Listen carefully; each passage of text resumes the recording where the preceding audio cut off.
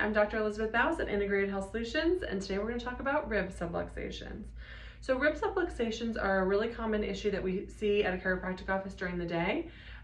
They're pretty common. They're usually felt on one side of the body. Usually it's on the back, but you can feel it all the way on the front since ribs come all the way around. And basically what's happening is the rib is not seated right against the vertebrae.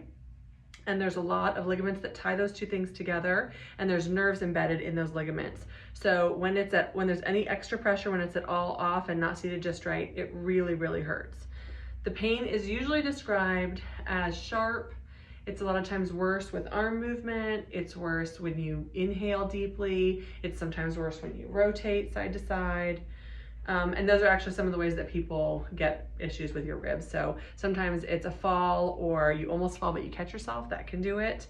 I've had people just overuse injury. Very often you can feel like a shift when it happens, and you'll have sharp pain right away, but sometimes it's delayed. Maybe you're doing a new exercise, especially overhead, and you do a new move and you feel something kind of shift, but it doesn't hurt, and then you wake up the next day and it hurts to inhale. So those are a little bit tough to work on yourself. Rolling on a foam roller very often is not helpful. Sometimes they can get better on their own, but if it's been there for a couple of days, I would definitely go see a chiropractor so they can fix that for you.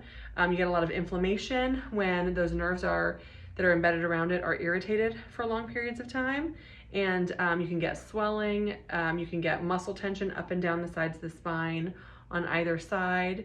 And I've seen people who have had it for months, and there ends up being like additional rehab that has to be done to undo the secondary issues from the rib subluxation. So if you have that happen to you, just know that it's relatively easy to correct at the chiropractic office, and the sooner you come in, the easier it is to correct.